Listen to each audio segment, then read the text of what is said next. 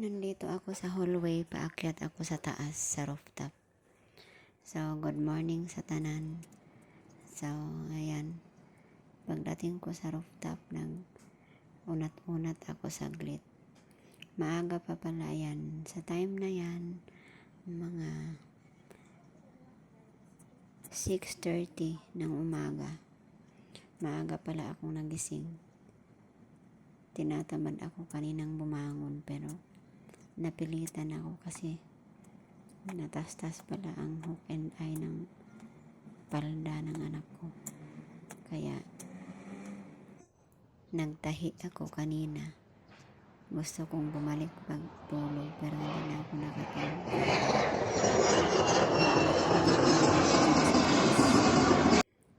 So, maganda rin sa pakiramdam minsan na kahit gusto mo pang matulog, pilitin mo lang bumangon.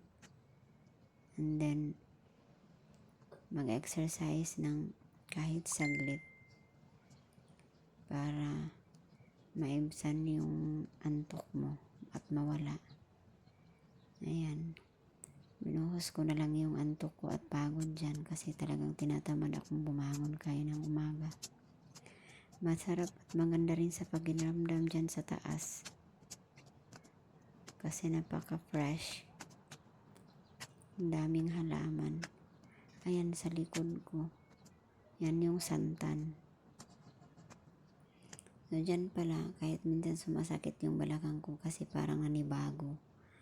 Okay lang. Inunat-unat ko na kasi mahirap pala pag nagkakaedad tayo na hindi tayo nag-exercise. Sa araw na ito pala ay maghahatid ako mamaya ng pamangkin ko sa school. Kasi first day niya. Transferi galing sa sa probinsya. So ayan. Mag-unat-unat muna tayo saglit. Dito pala ito sa rooftop ng building kung saan ako nagtatrabaho. So ayan. May mga kasama akong Chinese dyan, naglalakad-lakad sila. So minsan sa buhay natin, parang darating talaga sa time na yung tatama rin tayo kahit wala naman tayong masyadong ginagawa. Parang napapagod tayo kahit wala naman dapat na kapaguran kasi yung trabaho sa araw-araw nasasanay na yung katawan natin. Pero minsan talagang makakaramdam tayo na ang bigat ng pakiramdam. Pero kailangan nating labanan kasi kailangan nating bumangon at magsimula sa araw kasi may mga trabaho tayo na dapat gampanan. So yan pala yung uod na yan dyan sa rooftop. Itim. Nitingnan ko kanina namang nandyan ako. Sabi ko parang kasi natatakot ako dyan Pero talagang binivideo ko siya. Ayun, hindi ko rin alam kung anong pangalan niya. Ayan yung uod na yan. Pinulot na isang Chinese as nilipat dun sa mga sa may Bermuda. Kinuha na yung yan tsaka nilipat doon sa may Bermuda. Ayun, dyan pinasok niya dyan. Kasi talagang napakarami.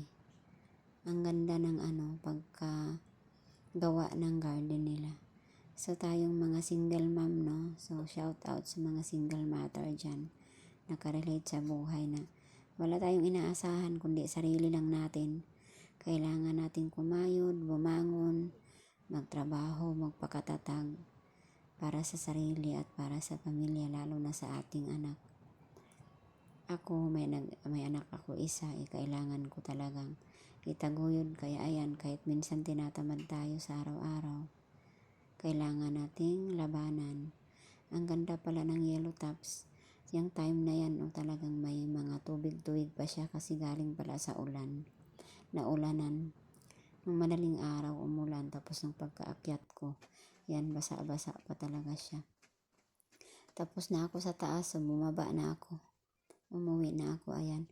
I-check ko muna yung ref kung may maluluto ba akong pagkain.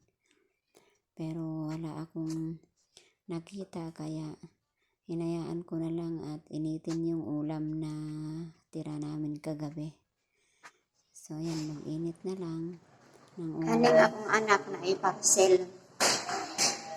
Sakit akong luas ay. Hubag. Makuhag parcel. Ay, bibidjaan ko sa elevator. Ingon siya sa ako, di na nakukuhaon. Maayaw nakuha ang akong parcel. Niya,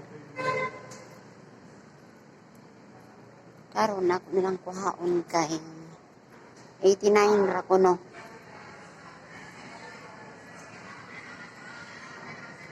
89 rao na lang. Ito po pala ang parcel ng anak ko. Yan, 89 pesos lang naman. Kaya kinuha ko na. Yan, pauwi ako ulit sa taas, paakyat.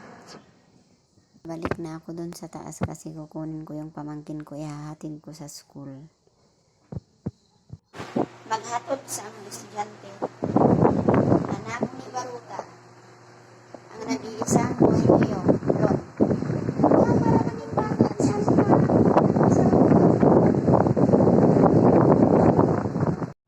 So ayan, tapos na yung araw. Pagkagabi po pala, bumalik ako dun sa taas ng unat-unat uli. Ayan, oh, maganda pa rin yung yung panahon at ang lakas ng hangin paghapon na.